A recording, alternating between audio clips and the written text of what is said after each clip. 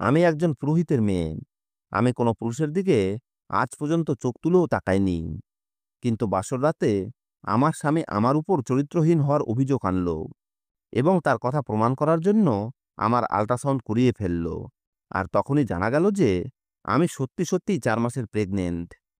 এই জিনিসটা কনফার্ম হওয়ার সাথে সাথে সে আমাকে ডিভোর্স দিয়ে বাপের বাড়িতে পাঠিয়ে দিল। আর আমি কাঁদতে কাঁদতে বাবার বাড়িতে ফিরে এলাম। রাত 2টোর সময় বিছানায় কিছু ভেজা ভেজা অনুভব করে চাদরটা সরাতেই আমি হতবাক হয়ে গেলাম।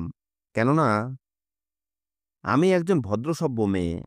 কেউ যদি বলে আমি আমার সততার সার্টিফিকেট নিয়ে ঘুরি, তাহলেও সেটা ভুল হবে না। আমাদের এলাকায় বাবার সততা এবং আমার চরিত্র নিয়ে লোকেরা গল্প করত। তবে একটা জিনিস আমি লক্ষ্য করেছি যে যখনই বাবার প্রশংসা হতো, আমার পিসির কপালে ভাঁজ পড়ে যেত। সে মুখে কিছু না বললেও সব সময় নাতে মাথা নাড়ত, যেন এসবে তার অমত আছে। শুরুর দিকে আমি জিজ্ঞেস করতাম, কিন্তু সে কিছুই বলতো না। তাই শেষমেশ আমি জিজ্ঞেস করাই ছেড়ে দিয়েছি। কিন্তু একটা জিনিস আমি খুব ভালো করেই বুঝেছি যে পিসি বাবাকে একদম পছন্দ করে না। কিন্তু কেন, সেটা আমি কিছুতেই বুঝতে পারতাম না। কেননা বাবার মধ্যে আজ অব্দি আমি কোনো দোষ খুঁজে পাইনি। সবচেয়ে বড় কথা হলো, পিসার মৃত্যুর পরে বাবা খুব যত্নের সাথে নিজের বিধবা বোনকে বাড়িতে নিয়ে আসে এবং তার সমস্ত দায়িত্ব নেয়। এমনকি একদিন মায়ের মাধ্যমে জানালো পিসি আবার বিয়ে করুক। এই প্রস্তাবে পিসি স্পষ্ট করে মাকে বলেছিল, তোমার স্বামীকে গিয়ে বলো, আমাকে যদি তার বোঝা মনে হয় তাহলে আমি কোথাও গিয়ে কাজ করে খাবো, কিন্তু আমি আর কখনো বিয়ে করব না। এর কিছুদিন পরে হঠাৎ মায়ের শরীর খারাপ হতে শুরু করে। আর তারপরে সে একদিন হঠাৎ আমাদের ছেড়ে চলে যায়। সেই সময় আমি মাত্র 4 বছরের এবং পিসিও সেই সময় তার স্বামীর শোকে ডুবে থাকত। তাই আমার দিকে বিশেষ খেয়াল দিত না। কিন্তু একদিন যখন আমি ভীষণ অসুস্থ হয়ে পড়লাম, তখন পিসি বুঝলো এবং সে মন শক্ত করে আমার দেখাশোনা করতে শুরু করলো। তার নিজের কোনো সন্তান ছিল না, তাই সে আমাকেই মেয়ের মতো ভালোবাসতে শুরু করে। মায়ের মৃত্যুর পর আমিও একা হয়ে পড়েছিলাম। তাই পিসির মাঝেই মায়ের মমতা খুঁজতে শুরু করলাম। আর এভাবেই ধীরে ধীরে আমি বড় হয়ে গেলাম। আমাদের বাড়ির পরিবেশটাই খুব অদ্ভুত ছিল। বাবার যদি পিসির সাথে কোনো কথা বলা দরকার হতো, সেটা আমার মাধ্যমেই বলতো। পিসিও বাবার সামনে ঘরের বাসনপত্র নিচে ছুঁড়ে ফেলতো, যেন সে কোনো রাগ প্রকাশ করছে। আমি লক্ষ্য করতাম, যখনই পিসি এরকম করত, বাবা অস্থির হয়ে পড়ত এবং বাড়ি ছেড়ে বাইরে চলে যেত। আমার কাছে এসব খুব অদ্ভুত লাগতো। তাই আমি একদিন জিজ্ঞেস করেই ফেললাম, পিসি, তুমি বাবার সাথে এমন করো কেন? বাবা তো সারাদিন বাড়িতেই থাকে না, তারপরেও তুমি তার সাথে এরকম করো কেন? তখন পিসি অন্যরকম ভঙ্গিতে বলল, তোর বাবা আমার উপরে অনেক অত্যাচার করেছে। হ্যাঁ, সে আমায় মাথা গোঁজার ঠাঁই দিয়েছে, কিন্তু আমার আত্মাকে ছিন্ন ভিন্ন করে দিয়েছে। এই কারণে আমি কখনোই তাকে ক্ষমা করতে পারবো না। সেই কারণেই আমি তোকে বারবার করে বলি, যেমন করেই হোক এই মানুষটার থেকে দূরে থাকবি। পিসির কথা আমি কোনোদিনই ঠিকমতো বুঝতে পারতাম না। তাই একসময় তার কথার উপরে গুরুত্ব দেওয়া ছেড়ে দিলাম। পিসি প্রায় প্রতিদিন রাতের বেলা আমার ঘরে এসে আমার সঙ্গে গল্প করত আর বলতো, তুই না ঘুমিয়ে যাওয়া পর্যন্ত আমি আমার ঘরে যাব না। আমি বলতাম, পিসি, তুমি চিন্তা করো না, আমি নিজেই ঘুমিয়ে পড়ব। কিন্তু পিসি আমার কথা শুনতই না। আজও আমি পিসির সাথে কথা বলতে বলতে ঘুমিয়ে পড়েছিলাম। কিন্তু হঠাৎ রাত 2টার সময় আমার ঘুম ভেঙে গেল আর আমি জল আনতে রান্নাঘরের দিকে গেলাম। কিন্তু ঘর থেকে বেরিয়ে দেখি পিসির ঘরে আলো জ্বলছে। ভাবলাম সে হয়তো এখনো জেগে আছে। তাই আমি পিসির ঘরের দিকে এগিয়ে গেলাম। দরজার কাছে গিয়ে দেখলাম দরজা ভেতর থেকে বন্ধ, কিন্তু ভেতর থেকে বাবার গলা ভেসে আসছিল। বাবা বলছিল, আমাকে ক্ষমা করে দাও, যা ঘটেছে সেটা শুধু ভুল বোঝাবুঝির ফলে ঘটেছে। পিসি কাঁদছিল এবং বলছিল, আমি তোমাকে কখনোই ক্ষমা করতে পারবো না। তুমি আমার সাথে যা করেছো সেটা অত্যাচার। এই কারণেই আমি তোমার মেয়েকেও তোমার থেকে দূরে রাখি। তুমি একজন নিষ্ঠুর মানুষ। আমি হতবাক হয়ে ভাবতে লাগলাম, বাবা এমন কি করেছে পিসির সঙ্গে? তখনই বাবা আবার বলল, আমি তোমার সঙ্গে যেটা করেছি সেই ভুল আমি আমার সন্তানের সঙ্গে কখনোই করব না। আর তুমি চিন্তা করো না, আমি মহিমার জন্য একজন ভালো ছেলে পেয়েছি এবং খুব তাড়াতাড়ি ওর বিয়ে দিয়ে দেব। পিসি বলল, না, আমি তোমাকে ওর জন্য পাত্র খুঁজতে দেব না। ও আমার মেয়ে, ওর জন্য পাত্র আমি নিজেই খুঁজে নেব। বাবা বলল, হ্যাঁ আমি জানি তুমি মহিমাকে মেয়ের মতো মানুষ করেছ, তাই আমি একা কোনো সিদ্ধান্ত নেব না। তারা এসব কথা বলছিল, আর আমি রান্নাঘর থেকে জল নিয়ে নিজের ঘরে চলে এলাম। ঘরে এসে আমি ভাবতে লাগলাম, হয়তো পিসির এই অদ্ভুত স্বভাবের পেছনে বাবারই হাত আছে। হয়তো সে তার বোনের সাথে এমন কিছু করেছে যার জন্য পিসি এত রেগে থাকে। কিন্তু এমন কি ঘটেছিল যা আমি জানতামই না? আরেকটা ভাবনাও আমার মাথায় এলো। আমার সম্বন্ধের কথা তো বাবা পিসিকে দিনের বেলাও বলতে পারত। তাহলে এই সময় তার ঘরে যাওয়ার কি দরকার করেছে? তবে এসবের থেকেও আমার বেশি চিন্তা এই নিয়ে হচ্ছিল যে, না জানি বাবা আমার জন্য কেমন ছেলে পছন্দ করেছে। আমি তো ভাবতেই পারিনি যে বাবা এত তাড়াতাড়ি আমার বিয়ের কথা ভাবছে এবং ছেলেও দেখে ফেলেছে। এই সব ভাবতে ভাবতেই কখন যেন আমি ঘুমিয়ে পড়লাম এবং সকালে ঘুম থেকে উঠে স্নান করে পুজো অর্চনা সেরে পিসির ঘরের দরজা খুলতেই সে হেসে বলল, আমাদের আদরের মহিমা এবার কনে হবে। আমি তো আগেই বাবা আর পিসির কথা শুনে ফেলেছিলাম, কিন্তু সেটা লুকিয়ে মুখে অদ্ভুত ভাব এনে বললাম, পিসি তুমি এসব কি বলছো? সে বলল, আমি ঠিক কথাই বলেছি। তোর বাবা তোর জন্য ছেলে পছন্দ করে ফেলেছে, আর আজকেই তারা তোকে দেখতে আসছে। আমি মুখ বাঁকিয়ে বললাম, পিসি তুমি স্বপ্ন দেখছো বুঝি? আমার কথা শুনে পিসি বলল, তোর বাবাই আমাকে বলেছে। আমি বললাম, কবে বলল? গত রাতেও তো তুমি আমার ঘরেই ছিলে, তখন তো এমন কিছু বললে না। পিসির মুখের পরিবর্তনটা আমি স্পষ্ট দেখতে পাচ্ছিলাম। পিসি সেটা কন্ট্রোল করে বলল, তোর ঘুমিয়ে পড়ার পরে তোর বাবা আমাকে বলেছে। আমি বললাম, তুমি তো বাবার সঙ্গে কথা বলতেও পছন্দ করো না, তাহলে আমার ঘুমিয়ে যাওয়ার পরে কথা বললে যে? এই কথায় পিসির মুখ একদম লাল হয়ে গেল এবং তুই আমার মাথা খারাপ করে দিয়েছিস বলেই সে চলে গেল। আর আমি চুপচাপ বিছানায় শুয়ে পড়লাম। দুপুরবেলা হঠাৎ আমাকে কিছু লোক দেখতে চলে এলো এবং পিসিমা আমাকে সাজিয়ে গুছিয়ে তাদের সামনে নিয়ে গেল। আমি চুপি চুপি চোখ তুলে আমার ভবিষ্যৎ স্বামীর দিকে তাকালে আমাদের চোখাচোখি হলো এবং সে আমাকে দেখে হেসে উঠল। কিছুক্ষণ অতিথিদের সামনে বসার পরে আমি আবার ঘরে ফিরে এলাম। ছেলেটির নাম সমীর। যদি আমার বিয়ে ওর সঙ্গে হয় তাহলে আমার কোনো আপত্তি নেই। অতিথিরা চলে যাওয়ার পরে পিসি আমার পাশে বসে আমার হাত ধরে বলল, ছেলেটিকে তোর পছন্দ হয়েছে? আমি মাথা নেড়ে হ্যাঁ বললাম আর তাকে জড়িয়ে ধরলাম। কিন্তু পিসির দিকে তাকিয়ে তার চোখে জল দেখলাম এবং সে বলল, তুই এই বাড়ি ছেড়ে যত তাড়াতাড়ি নিজের সংসারে যাবি ততই তোর মঙ্গল। পিসির কথা শুনে আমি বললাম, আমি চলে যাওয়ার পরে বাবার অত্যাচার থেকে তোমাকে কে বাঁচাবে? পিসি হেসে বলল, আমি কাউকেই ভয় পাই না, আর তুই এইসব ব্যাপারে মাথা না ঘামিয়ে নিজের বিয়ে নিয়ে চিন্তা কর। ছেলেপক্ষ ১ সপ্তাহের মধ্যেই বিয়ের তারিখ ঠিক করতে চাইল, আর এতে পিসিমা খুব খুশি হলো আর বলল, মহিমা ছেলেটা খুব ভালো এবং তার পরিবারও খুব ভালো, তাই যত তাড়াতাড়ি সম্ভব তুই ওদের বাড়ি চলে যা। বেশি দেরি হলে হয়তো কোনো বাধা এসে পড়তে পারে। আমি তার কথা শুনে অবাক হয়ে বললাম, আমার বিয়েতে বাধা আসবে কেন? তখন পিসিমা বলল, তুই জানিস না মহিমা, কখনো কখনো ভাগ্য এমন খেলা খেলে যা আমরা বুঝতেই পারি না। আমি তার কথা ঠিক বুঝতে পারছিলাম না। যাই হোক, আমরা খুব বড়লোক ছিলাম না। আমার বাবা পুজো করে যা ইনকাম করত তা দিয়ে কষ্টে সৃষ্টে সংসার চলত। পিসিমা নিজের বিয়ের গহনা আমাকে বিয়ের উপহার হিসেবে দিয়ে দিল এবং কিছু বিক্রি করে আমার জন্য প্রয়োজনীয় জিনিসপত্র এনে দিল। যাই হোক, বিয়ের পরে বিদায়ের সময় আমি পিসিমার বুকে মাথা রেখে কেঁদে ফেললাম। বাবা আমার মাথায় হাত রেখে বলল, মা কাঁদিস না, ভগবান সব ভালো করবেন। আমি গাড়িতে উঠে বসে পড়লাম। আমার চোখ দিয়ে তখনও জল পড়ছিল। তখন আমার স্বামী আমার হাত ধরে বলল, আমি সারা জীবন তোমার পাশে থাকব, আর কোনোদিন তোমার চোখে জল আসতে দেব না। তার কথা শুনে আমার মন কিছুটা শান্ত হলো। আমি শ্বশুরবাড়ি পৌঁছালে আমার স্বামী আমার হাত ধরে গাড়ি থেকে নামিয়ে ভেতরে নিয়ে গেল। যাই হোক, পরের দিন ফুল দিয়ে সাজানো এক ঘরে আমাকে বসানো হলো এবং কিছুক্ষণ পরেই আমার স্বামী ঘরে এলো। এরপরে আমার স্বামী আমাকে বলতে লাগলো, তুমি শুধু এই ঘরের না, পুরো বাড়ির মালকিন। তুমি যা চাইবে তাই হবে। তোমাকে কেউ কোনো কিছুতে বাধা দেবে না, কিন্তু আমি তোমার থেকে শুধু একটা জিনিস চাই, সেটা হলো বিশ্বাস। আমি চাই তুমি আমার প্রতি সারা জীবন বিশ্বস্ত থাকো। এরপরে সে আমার পাশে বসে বলল, আমি জানি আমি আজ রাতে তোমাকে একটা অদ্ভুত প্রশ্ন করতে যাচ্ছি, যেটা কোনো স্বামী বাসর রাতে করে না। কিন্তু আমি চাই আমরা একে অপরের সবকিছু জেনে নেই। যদি তোমার আগে কোনো প্রেমিক থাকে, তাহলে দয়া করে আমাকে বলো। আমি তোমার সবকিছু ভুলে তোমার সঙ্গে নতুন জীবন শুরু করতে চাই। আমি বললাম, সমীর, আমার জীবনে তুমিই প্রথম পুরুষ। এর আগে আমি কারো দিকে তাকিয়েও দেখিনি।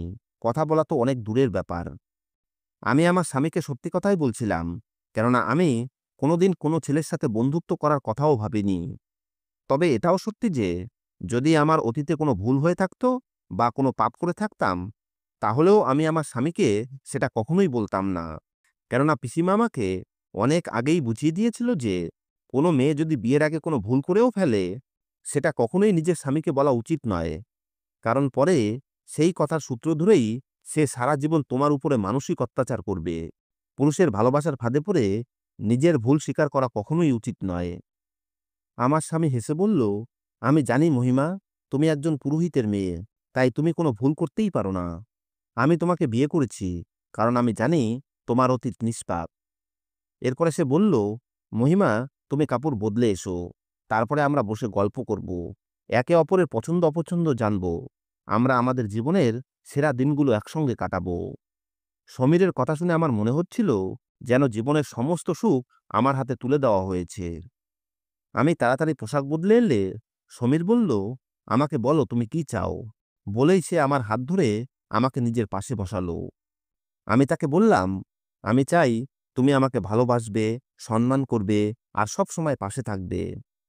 সমীর আমার সঙ্গে হেসে হেসে কথা বলছিল, কিন্তু হঠাৎ তার মুখ থেকে সেই হাসিটা হারিয়ে গেল এবং হঠাৎ তার মুখটা ফ্যাকাশে হয়ে গেল। তাকে এরকম অস্থির দেখে আমার মনে একটা অশুভ আশঙ্কা চেপে বসল, আর আমি হতবাক হয়ে তার মুখের দিকে তাকিয়ে রইলাম। সমীর ধীরে ধীরে কথা বলা শুরু করল।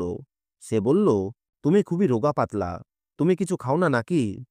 তার কথা শুনে আমি একটু চিন্তিত হয়ে ভাবলাম, হয়তো ও মোটা মেয়ে পছন্দ করে। তাই আমি বললাম, হ্যাঁ, আমি খুব বেশি খেতে পারি না, কিন্তু তুমি চিন্তা করো না। যদি তুমি মোটা মেয়ে পছন্দ করো, তাহলে আমি ডাবল খেতে শুরু করব আর কয়েকদিনের মধ্যেই মোটা হয়ে যাব। তখন সমীর বলল, তাহলে তোমার শরীর এত দুর্বল কেন? আমি একটু ঘাবড়ে গেলাম এবং বললাম, আমি ভেবেছিলাম হয়তো তোমার রোগা পাতলা মেয়ে পছন্দ, তাই ডায়েটিং করছিলাম। তখন সমীর বলল, তাহলে তোমার এই পেট? তার কথা বলার ভঙ্গি এমন ছিল, আমার মনে হচ্ছিল যেন আকাশ আমার মাথার উপরে ভেঙে পড়েছে। আমি বললাম, আমার পেটের কি হয়েছে? সে বলল, এটা এত ফোলা কেন? তুমি তো দেখতে খুব স্মার্ট, আর স্মার্ট মেয়েদের পেট সাধারণত এত উঁচু থাকে না। তোমার পেটে কি হয়েছে? আমি নিজের পেটে হাত রাখলাম আর খেয়াল করলাম, হ্যাঁ, সত্যিই আমি খুব রোগা, কিন্তু আমার শরীরে একমাত্র স্পষ্ট জিনিস যেটা ছিল, সেটা আমার পেট। আমি খুব ঘাবড়ে গেলাম আর সমীরকে বললাম, তুমি চিন্তা করো না, আমি পেট কমানোর জন্য ব্যায়াম করব। সে বলল, তুমি তো জানো আমি একজন ডাক্তার, আর আমি কারো মুখ দেখেই রোগ চিনে ফেলতে পারি। তখন আমি বললাম, তাহলে কি হয়েছে আমার? আমি কি কোনো রোগে আক্রান্ত?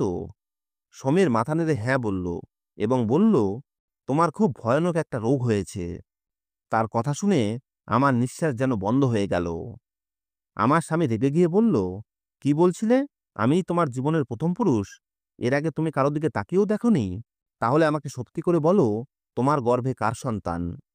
তার কথা শুনে আমি হাউমাউ করে কাঁদতে লাগলাম এবং বললাম, আমি কোনো ভুল করিনি, আর আমি প্রেগনেন্ট নই। সে বলল, আমি শুধু তোমার থেকে সততা চাইছিলাম, কিন্তু তুমি এ কি করেছ? অন্য কারো সন্তান নিয়ে আমার ঘরে চলে এসেছ? তোমার তো লজ্জায় মরে যাওয়া উচিত ছিল। আমি তার কথা কিছুই বুঝতে পারছিলাম না। তাই বললাম, তুমি এসব কি বলছো? আমার পেটে সন্তান কোথা থেকে আসবে? আমি তো কোনো পুরুষের সঙ্গে কথাও বলি না। সে বলল, ঠিক আছে, চলো, তোমাকে ডাক্তারের কাছে নিয়ে যাচ্ছি, সেখানেই সমস্ত সত্যিটা বেরিয়ে আসবে। সে আমার হাত ধরে ডাক্তারের কাছে নিয়ে যেতে লাগলো, আর আমি কাঁদতে কাঁদতে ঈশ্বরের কাছে প্রার্থনা করছিলাম, হে ঈশ্বর, তুমি আমার চরিত্রকে সঠিক প্রমাণ করো। অবশেষে আমরা হাসপাতালে পৌঁছালাম। সে আমাকে ডাক্তারের কাছে নিয়ে গেল। ডাক্তার আল্ট্রাসাউন্ড করে যা বললেন, তা শুনে আমার মাথায় যেন বজ্রপাত হলো। ডাক্তার বললেন, আপনি 4 মাসের গর্ভবতী। আমি মাথা নাড়িয়ে বললাম, এটা হতে পারে না, আজ পর্যন্ত কেউ আমাকে ছুঁয়েও দেখেনি। আমার কথা শুনে ডাক্তার হেসে বলল, প্রত্যেক মেয়েই অপরাধ করার পরে এমনটাই বলে। কিন্তু আমি দুঃখিত, আমি রিপোর্ট বদলাতে পারবো না। যা সত্যি তা সত্যি। আমি উঠে বাইরে এলাম। আমার পেছন পেছন সমীরও এলো। এরপরে সে আমাকে গাড়িতে বসিয়ে বলল, এখন তোমার কিছু বলার আছে? আমি হাউমাউ করে কাঁদতে কাঁদতে বললাম, সমীর, ঈশ্বর সাক্ষী, আমি আজ পর্যন্ত কোনো পুরুষের সঙ্গে কথাও বলিনি। দেখা সাক্ষাৎ তো অনেক দূরের ব্যাপার। আমি নিজেই জানি না এই সন্তান কার এবং কোথা থেকে এলো। সমীর আমার দিকে তাকিয়ে হাসল এবং সে আমাকে ডিভোর্স দিয়ে বাবার বাড়িতে পৌঁছে দিয়ে গেল। আমি দরজায় কড়া নাড়লাম। পিসিমা দরজা খুলে আমাকে দেখে অবাক হয়ে বলল, তুই এখানে? বাসর রাতে নতুন বউ বাবার বাড়িতে আসে? আমি বললাম, আমাকে ডিভোর্স দিয়ে দিয়েছে। আমার কথা শুনে পিসিমার মুখ হা হয়ে গেল। সে বলল, এসব তুই কি বলছিস? এটা কিভাবে সম্ভব? সমীর তোকে ডিভোর্স দিল কেন? আমি বললাম, কারণ আমি 4 মাসের প্রেগনেন্ট। এই কথা শুনেই পিসিমা আমার গালে থাপ্পড় বসিয়ে দিল আর বলল, তুই কার সঙ্গে মুখ কালো করেছিস? তোর লজ্জা করেনি? আমি হাউমাউ করে কাঁদতে কাঁদতে বললাম, আমি কোনো পাপ করিনি পিসি। আমি নিজেই জানি না এই সন্তান কার আর কোথা থেকে এলো। আমার কান্না দেখে পিসিমা আমাকে জড়িয়ে ধরল এবং ঘরে নিয়ে গিয়ে জল খেতে দিল। এরপরে জিজ্ঞেস করল, এইসব কিভাবে হলো? আমি বললাম, পিসিমা, আমি জানি না এইসব কিভাবে হলো। এরপরে আমি বাবার ঘরে গিয়ে তাকে ডাকতে লাগলাম, কিন্তু বাবা গভীর ঘুমে ঘুমিয়েছিল, তাই সে কিছুই শুনতে পেল না। পিসিমা বলল, মা, তুই তো জানিস তোর বাবা গভীর ঘুমে থাকে, সকাল হলে তাকে বলিস। সেই রাতটা পিসিমার আমি কেঁদেই কাটালাম। সকালে পিসিমা বাবাকে ডাকার জন্য তার ঘরে গেল। বাবা আমার ঘরে এসে আমাকে দেখে হতবাক হয়ে বলল, কি হয়েছে মা? আমি তাকে সব কথা খুলে বললে তার মুখ একেবারে ফ্যাকাশে হয়ে গেল। আমি তাকে আরো বললাম, আমি কিছুই করিনি, না জানি কে আমার সাথে এমনটা করেছে। বাবা কিছুই না বলে চুপচাপ মাথা নিচু করে বাড়ি থেকে বেরিয়ে গেল। আমি খুব টেনশনে ছিলাম, কিছুই বুঝতে পারছিলাম না। আমাদের বাড়িতে তো আমরা 3 জনই থাকি, আমি, বাবা আর পিসি। এদের কাউকেই সন্দেহ করার মতো কিছুই ছিল না। তবুও আমি মনে মনে ঠিক করলাম, যেভাবেই হোক আমি অপরাধীর খোঁজ করব। আমি ঈশ্বরের কাছে প্রার্থনা করতাম, যে এটা করেছে তাকে সামনে এনে দাও। আমি বাড়িতে নজর রাখা শুরু করলাম, কিন্তু কাউকেই বুঝতে দিলাম না যে আমি সবকিছু লক্ষ্য রাখছি। বাবা এতটাই দুঃখে ডুবে গিয়েছিল যে সে প্রায়ই বাড়িতে আসতো না। রাতে আমার ঘুম এত গভীর হতো যে আমি কিছুই টের পেতাম না। এত দুঃখের পরেও রাতে কেন আমার এত ঘুম হতো? এটা কিসের ইঙ্গিত? একদিন রাতে পিসিমা খাবার খেতে বললে আমি আমার ঘরে গিয়ে খাবো বলে খাবার ঘরে নিয়ে এলাম এবং জানলা দিয়ে বাইরে ফেলে দিলাম। এরপর আমি চোখ বন্ধ করে ঘুমানোর ভান করতে লাগলাম। কিছুক্ষণ পরে পিসিমা ঘরে এসে আমাকে ডাকলো, কিন্তু আমি চুপচাপ শুয়ে থাকলাম। কিছুক্ষণ পরে পিসিমা বাইরে চলে গেলে আমি সঙ্গে সঙ্গে বিছানা থেকে উঠে বসলাম। এমন সময় আমি কারো লাফানোর মতো একটা আওয়াজ পেলাম, যেন কেউ আমাদের বাড়িতে ঢুকেছে। আমি ভয়ে ভয়ে জানলা দিয়ে লক্ষ্য করে দেখি এক যুবক আমাদের বাড়িতে ঢুকে চারপাশে তাকিয়ে পরিস্থিতি বুঝে নিল। তারপরে সোজা পিসিমার ঘরের দিকে চলে গেল। আমি চুপি চুপি পিসিমার ঘরের জানলার কাছে গিয়ে দেখি ছেলেটি পিসিমার সঙ্গে কথা বলছে। তাদের দেখে মনে হচ্ছিল যেন তারা দুজন আগে থেকেই একে অপরকে চেনে। কথা বলতে বলতে হঠাৎ করে ছেলেটা পিসিমার সামনে একটা কাপড় ধরল আর পিসিমা গভীর ঘুমে আচ্ছন্ন হয়ে গেল। এসব দেখে আমি হতবাক হয়ে গেলাম। তখনই হঠাৎ করে সে বলে উঠল, তুই কি ভাবিস বুড়ি, আমি তোর জন্য এখানে আসি? ভুল, আমি তো তোর ভাতিজির জন্য আসি। তোর প্রতি আমার কোনো আগ্রহই নেই। হ্যাঁ, ঠিক আছে, তোকে ভালোবাসার ভান করি, কিন্তু আমার এখানে আসার আসল কারণ তো তোর ভাতিজি। তার কথা শুনে আমার অন্তরাত্মা কেঁপে উঠল আর আমি দৌড়ে নিজের ঘরে গিয়ে দরজা ভেতর থেকে বন্ধ করে দিলাম। কিছুক্ষণ পরে ছেলেটা আমার ঘরের দরজা বন্ধ দেখে তার সন্দেহ হয়, কেননা একটু আগেই সে দরজা খোলা দেখেছিল। ছেলেটা যখন বুঝতে পারল যে আমি জেগে আছি, তখন সে ভয় পেয়ে দৌড়ে পালিয়ে গেল। সে চলে গেলে আমি পিসিমার ঘরে গিয়ে তাকে ডাকলাম, কিন্তু সে গভীর ঘুমে আচ্ছন্ন। বাবার ঘরে গিয়ে দেখলাম সেও গভীর ঘুমে আচ্ছন্ন। আমি নিজের ঘরে ফিরে এসে দরজা বন্ধ করে দিলাম। সকালে উঠে বাইরে এসে দেখি পিসিমা এবং বাবা উঠে গেছে। আমি পিসিমাকে আস্তে করে বললাম, পিসিমা, আমি আমার অপরাধীকে খুঁজে পেয়েছি। পিসিমা অবাক হয়ে বলল, কে? কে তোর অপরাধী? বল আমাকে। আমি পিসিমার হাত ধরে তাকে আমার ঘরে নিয়ে এসে বললাম, আমি সবই জানি পিসিমা। কিন্তু তুমি আজ আমাকে সত্যি কথা বলো যে বাবা তোমার সাথে কি অন্যায় করেছিল, আর সেই ছেলেটা কে যে তোমার কাছে রাতে এসেছিল? কেননা গত রাতে আমি সবকিছুই দেখেছি। আমার কথা শুনে পিসিমার চোখে জল চলে এলো এবং সে বলতে শুরু করলো যে আমি যখন যুবতী ছিলাম তখন আমি একটা ছেলেকে ভালোবাসতাম, সেও আমাকে ভালোবাসতো। সে আমাকে বিয়ে করতে চাইলে মা রাজি হলো, কিন্তু তোর বাবা বাধা হয়ে দাঁড়ালো এবং বলল আমি আমার বোনের বিয়ে একজন বেকারের সাথে কোনো মতেই দেব না। তোর বাবা আমার পছন্দের ছেলেটিকে না করে জোর করে আমার বিয়ে এক ব্যবসায়ীর সাথে দিয়ে দেয়, যে আমার থেকে ২০ বছরের বড় ছিল। সে মানুষ হিসেবে খারাপ ছিল না, কিন্তু আমি আমার ভালোবাসাকে ভুলতে পারিনি। বিয়ের কিছুদিন পরেই আমার স্বামী মারা গেল, আর শ্বশুরবাড়ির লোকেরা আমাকে অপয়া বলে তাড়িয়ে দেয়। তখন থেকেই তোর বাবা আমার সঙ্গে চোখ মেলাতে পারে না, কেননা সে জানে এই সমস্ত কিছুর জন্য সেই দায়ী। যদি সে আমার পছন্দের ছেলেকে মেনে নিত, তাহলে আজ আমি বিধবা হতাম না। সেদিন থেকেই আমি তোর বাবাকে ঘৃণা করতে শুরু করি।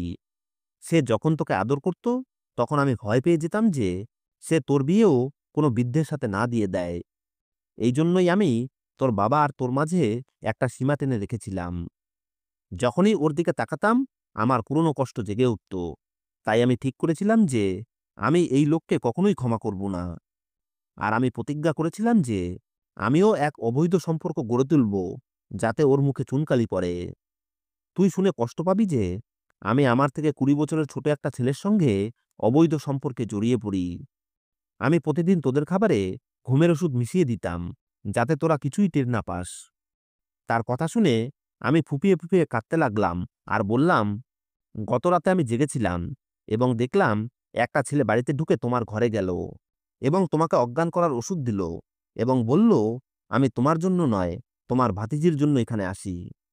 তার মানে আমার পেটে যে বাচ্চা, সেটার কারো নয়, তোমার ডাকা সেই ছেলেটার। তোমার করা পাপ আমার জীবনের সবচেয়ে বড় শাস্তি হয়ে দাঁড়ালো। তুমি আমাকে সারা জীবনের জন্য কান্না উপহার দিলে। আমি কাঁদতে কাঁদতে জ্ঞান হারিয়ে ফেললাম। এরপরে যখন চোখ খুলল, তখন দেখি আমি হাসপাতালে। পিসিমা জানালো তোর পেটে যে বাচ্চা ছিল সেটা নষ্ট হয়ে গেছে। পিসিমার কথা শুনে আমার চোখে জল চলে এলো, কেননা আমি জানতাম ও আমাকে সারা জীবন আমার কষ্ট আর অতীতের কথা মনে করাতো, আর ওর থেকে আমার ঘৃণা অনুভব হতো। পিসিমা ঠিক করল সেই ছেলেটার থেকে প্রতিশোধ নেবে। তাই এক রাতে তাকে আবার বাড়িতে ডেকে পাঠালো। ছেলেটা যখন ঢুকলো, তখন পিসিমা পুলিশকে ফোন করে জানালো যে বাড়িতে চোর ঢুকেছে। পুলিশ এসে তাকে চুরির অভিযোগে গ্রেপ্তার করে নিয়ে গেল। এদিকে আমার ডিভোর্সের খবর সারা এলাকায় ছড়িয়ে পড়ে, কিন্তু ঈশ্বরের কৃপায় সমীর সকলের সামনে বলেছিল যে আমি একে ডিভোর্স দিচ্ছি, কারণ আমি অন্য কাউকে ভালোবাসি। সমীরের সাথে বিচ্ছেদের পরে এখন বিয়ের প্রস্তাব এলেও আমি বিয়ে করার জন্য প্রস্তুত নই। এখন আপনারাই বলুন, আমার কি বিয়ে করা উচিত? বন্ধুরা, যদি আপনাদের এই গল্পটা ভালো লেগে থাকে, তাহলে কমেন্ট করে অবশ্যই জানাবেন। ধন্যবাদ।